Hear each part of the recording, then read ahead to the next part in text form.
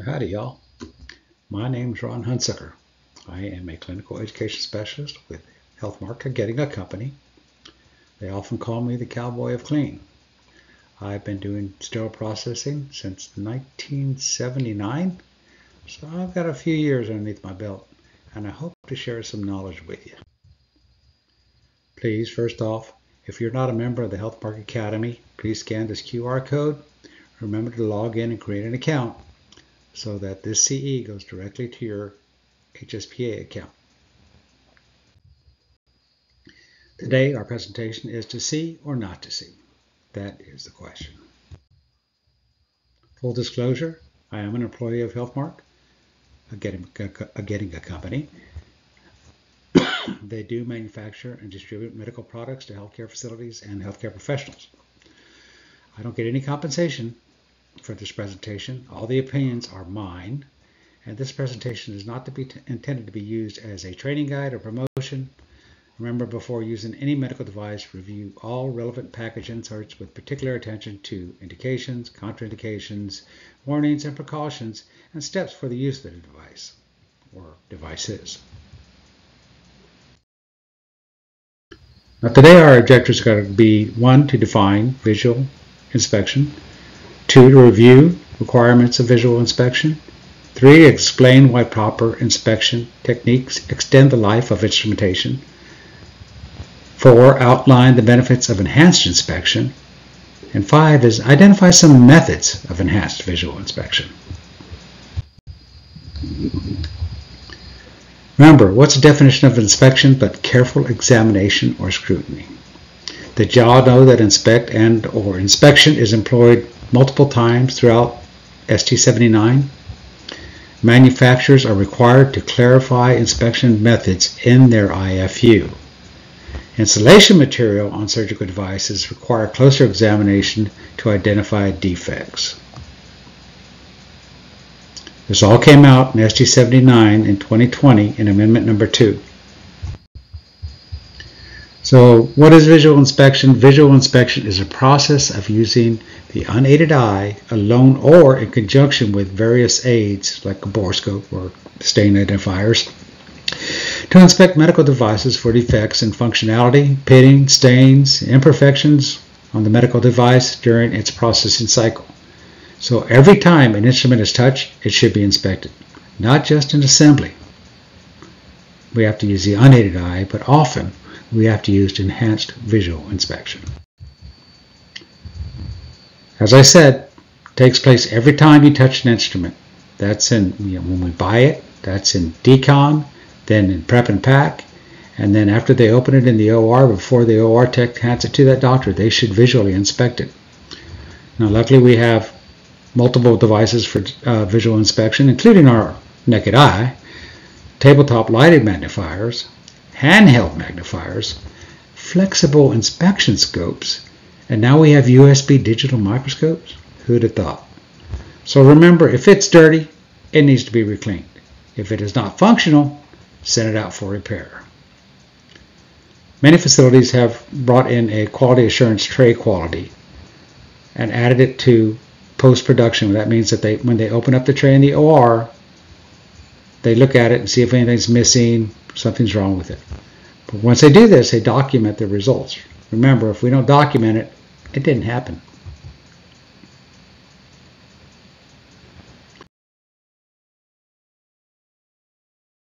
So using the unaided eye, there's a man on the right here, and that's how I look when I'm not wearing my glasses.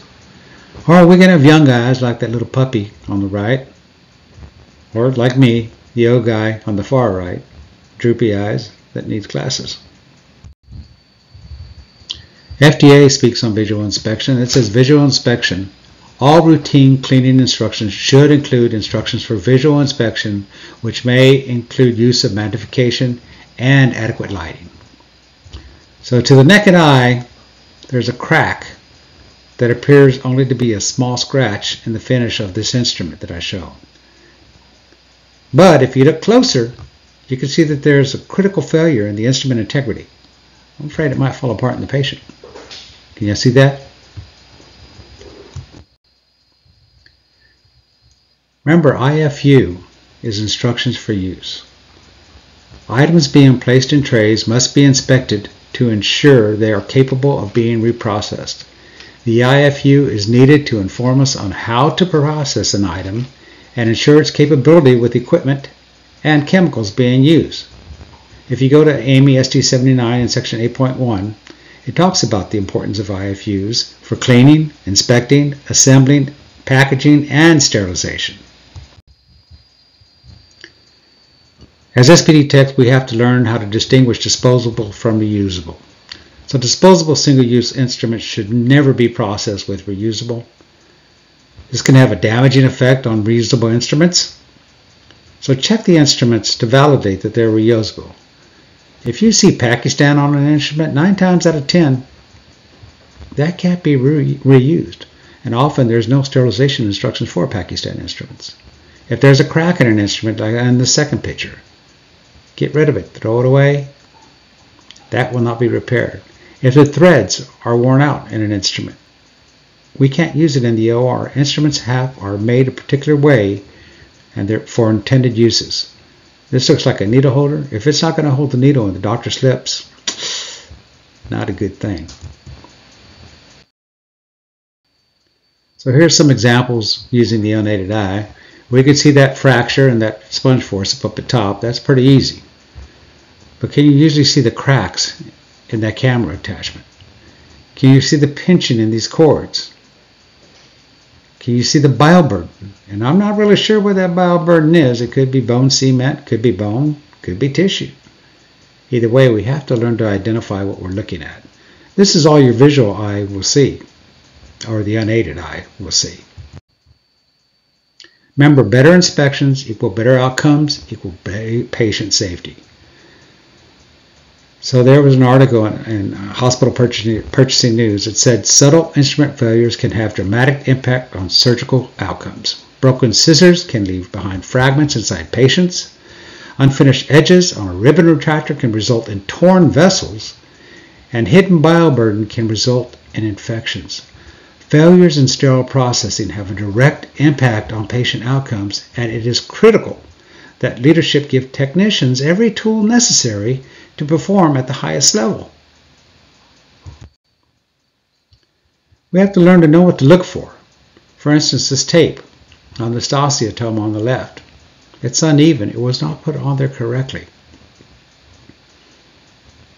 This dipped instrument, if you look closely, you can see where it started to peel off, and you can see the metal underneath. I guarantee you, if you can see the metal underneath, there's something getting underneath that insulation as well, or the dip as well. On the far right, we have an instrument set with some tape instruments. Those were not taped correctly. It was supposed to be one over the other, not uneven, and only 1.5 times around. So let's look at some of the weakest links. You know, wherever two sections meet or has a pin or a screw is most likely going to be the weakest part.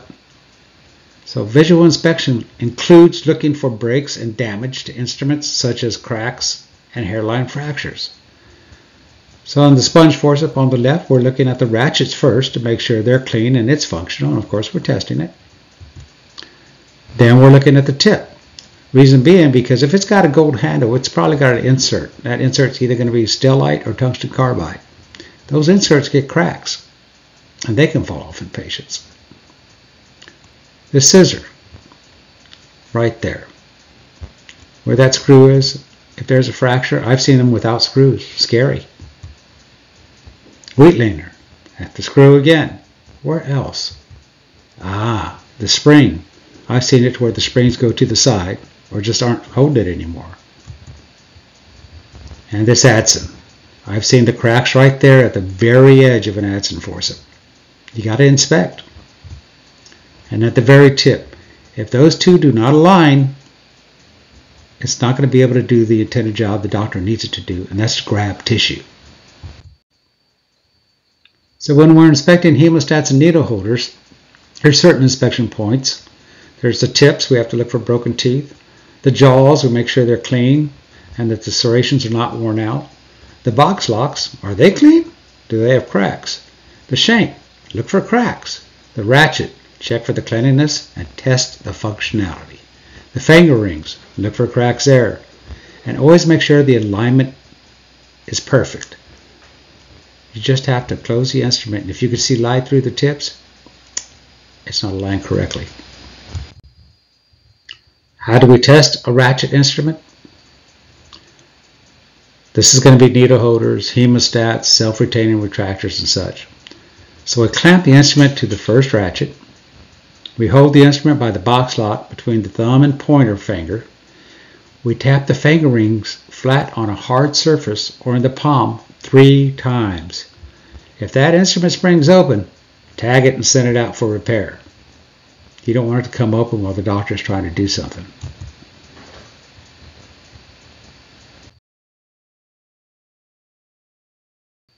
Oh, scissors, my favorite. So many different kinds of scissors.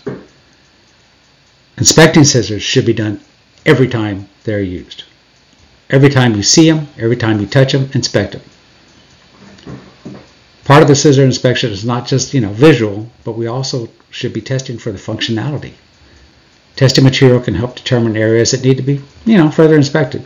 TheraBand is very common for testing scissors. It's offered in many different colors. Main ones in sterile processing are yellow or red latex or non-latex, depends on what you need. The yellow roll is for testing scissor blades with lengths less than 4.5 inches, much like this. Let's see, we have an iris, we have a myringotomy, and then we have a Littler. The red roll is for testing scissors with blade lengths greater than 4.5 inches, such as Mayos, Metzenbaums. How do we test? We make 2 or 3 cuts. We cut with the distal tip. That's the last 3/4 inches, or the last 3/4 of the tip of the scissor. Smooth cuts are a must. Okay. Possible reasons for failures can include snagging or pulling, which can indicate possibility of burrs. If they're not cut in at all, then they're probably dull. Scrapping, or what they call grabbing and holds on, means that the blades are probably misaligned and aren't coming together correctly to cut. Now let's look at rigid endoscopes. What are we supposed to check on them? One is a tubing. Ensure it's straight and not bent. Check the lenses. Ensure they're not cracked or detached. Check the image if you can. They do actually have a machine out there that's like a mini tower, and you could inspect your rigid endoscopes in sterile processing before you put them in the tray. Check the light fibers. We always used to hold it up to the ceiling light. They now have newer ways of doing it that will run light straight through the instrument, but you can see if there's any fibers that are broken. If you see black dots, stuff like that, you might want to send that thing out for repair as well. And always check the objective lens, the very end. Okay, regular visual inspection for signs of wear, such as cracking of the glue or rough edges, is critical for patient safety. And on the right there, you can see an objective lens that we took apart.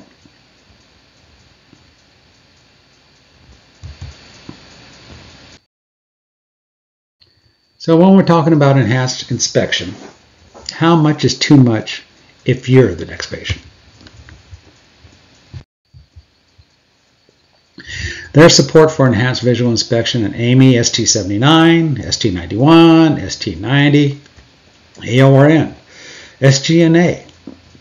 Many industry publications out there nowadays. Manufacturers' IFUs are starting to add it. They all support the practice of using some type of enhancement in visual inspection to the unaided eye. Enhanced inspection should be considered as part of your performance qualification in the decontamination process, the inspection process, and the drying process. So this is the latest letter that came out in July of this year from Olympus concerning their using enhanced inspection inside their scopes. It says, Olympus is aware that several industry guidelines recommend the use of Borescope as a monitor tool, and facilities may choose to incorporate Borescopes into their internal practices. To support our customers who choose to use Borescopes to inspect the channels of their Olympus flexible endoscopes, this document offers a general overview and some phenomena that may be observed during the Borescope inspection. And they go on to explain certain spots, rings, stuff like that you might see on a brand new scope. Then they say the use of borescopes to inspect flexible endoscopes is within the discretion of each healthcare facility based upon its own judgment and personnel. Borescope usage does not replace the need for device reprocessing. Always refer to the IFU of the scope, whether you can use it or not.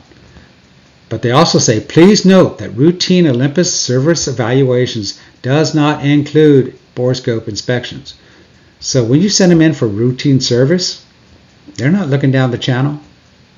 That's up to you guys. This is what the channels ought to look like. And I always recommend, if you're going to buy a borescope and you get some new instruments, any kind of cannulated instrument, take a picture with the borescope so you know what to compare it to later. Because this is not what you don't want to see. Well, this is what you don't want to see. You don't want to see pinching. You don't want to see debris. And unidentifiable debris is even scarier, because I don't know what that stuff is. It ain't going to me. So here are some examples of some stuff we found in a flexible scope using a borescope. We found some staining. We actually found water. And then there was corrosion. Not a good thing. What are we looking at? I never know. So we're looking at chunks of what on the left? I don't know what that is. Is it a silicate? I don't know. And I don't know if y'all remember, but we used to have something called sea monkeys when I was a kid. That's what these little suckers remind me of in the middle picture. And on the far right, is that a spider? Looks like the spider in the picture below it. Rewash, reclean. Like I said, borescopes should be used on all lumen items, not just flexible scopes, to help ensure patient safety. I actually borrowed this from another friend of mine. If a borescope was utilized on this lumen suction adapter, it would never have made it to the OR and discovered halfway through the procedure. This patient left with a healthcare acquired infection.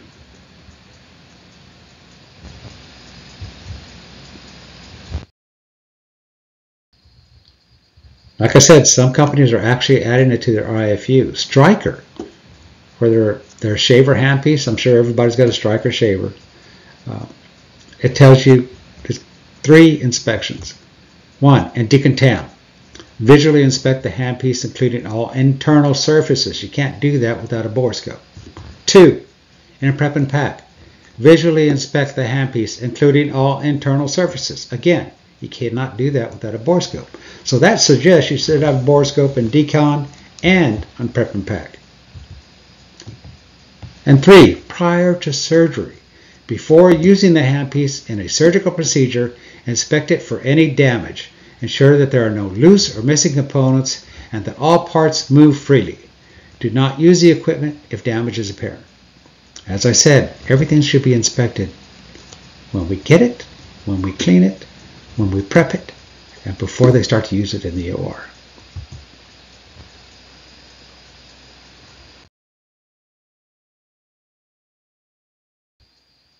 If you look at the AORN in 2023, in section 9.4, they put implementation of borescope inspection may be resource intensive. Yeah, they do cost money, including the cost of acquisition and maintenance of borescope equipment, and may increase endoscope repair costs. Training of personnel, time to perform borescope inspection, and time to process borescopes.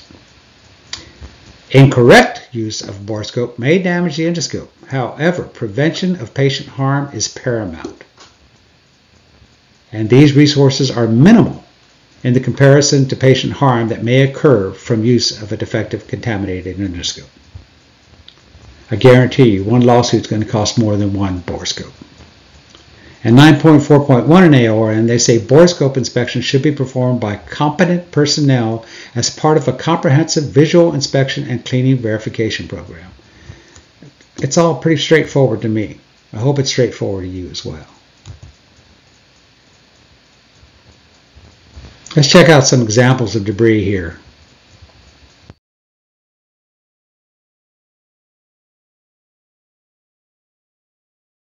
So y'all put on your glasses. or if you have a microscope or borescope, this is what you'll see. That is the inside of a shaver. That's the part where that little lever, that hand lever is. There's a little ball in there. That's what it controls. Here, we see more debris on the side. I'm not sure what that is. Again, found in a shaver. These are all not the same shaver, guys. These are different shavers. Again. And again. That's scary. And I could tell you, back in the day when I first started getting shavers, all we did was wipe them down. We never looked inside, which frightened me. It frightens me now. So here we took some internal images of some yank hours. And guys, these were ready to go. As you can see, they're sterile. Or they've been through the sterilizer anyway. But they can't be sterile because you can't sterilize dirty, can we? Look at these pictures. Now, to be fair, when they're dipping instruments into, chrome, when they're chroming them up, the dip does not get on the inside. Stainless steel is not pretty in the beginning. The only reason our instruments look pretty is because it's the chrome.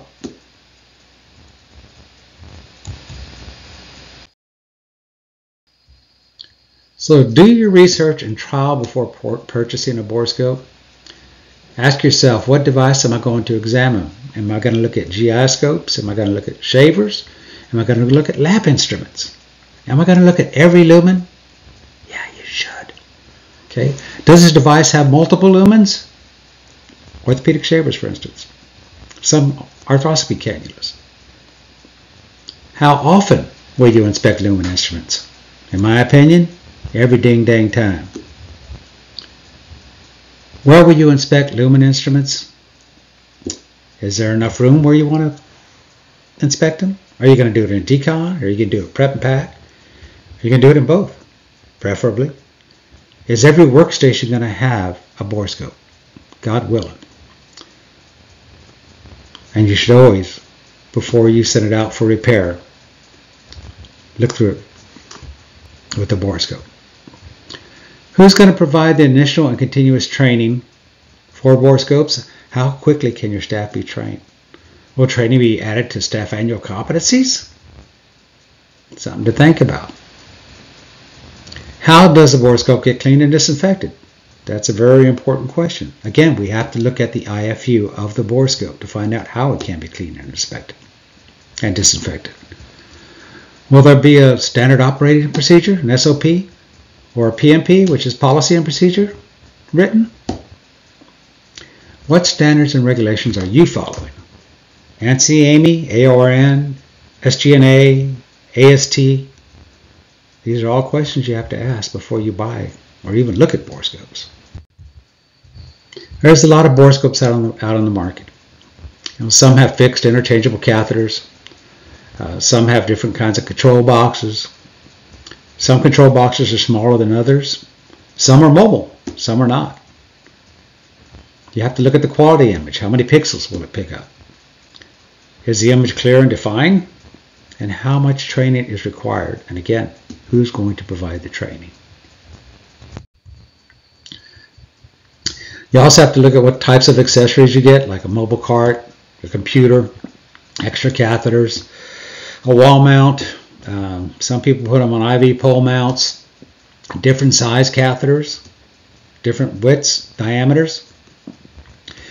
And also, is it compatible with the tracking system, such as Census? What, sensor track?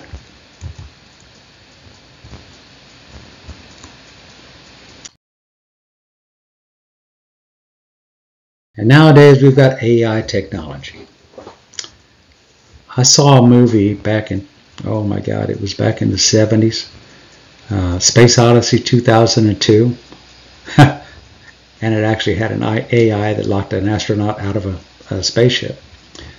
The original writer about AI was Isaac Asimov, and he lived from 1920 to 1993, I believe. And he actually wrote I, Robot. I don't know if any of y'all saw that with Will Smith. I did. It was great. There is an AI out there called Watchdog right now, which will actually give you reports.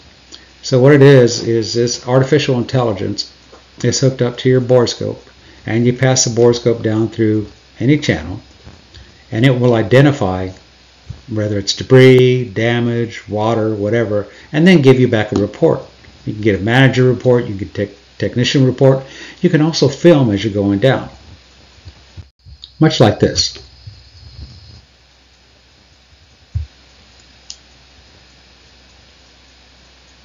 All those D are debris or bioburden. You can number them and name them any way you want to. But the further you get down, the scarier it gets. Excuse me.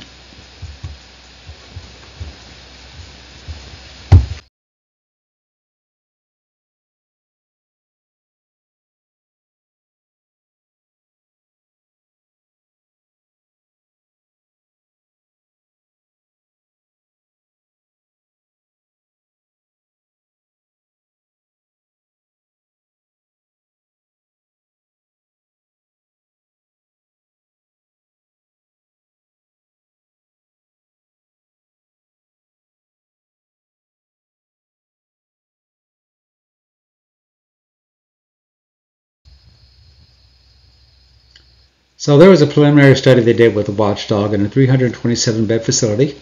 Endoscopy department, they did an average of 22 scopes a day. Their annual repair used to be over $300,000 a year. After implementing Watchdog, next year the annual repairs were $80,000 a year. That's a 72% reduction in repairs. The hospital previously had an excessive number of infections before implementation and was going to shut down the GI lab. 0 infections since implementation, with other best practices introduced, of course. They increased procedures and they increased the revenue. Some of the things they found was when they sent them out to third-party repair companies, they weren't repaired correctly. And loaners were identified as being damaged before they even got them. All this was due to using the Watchdog.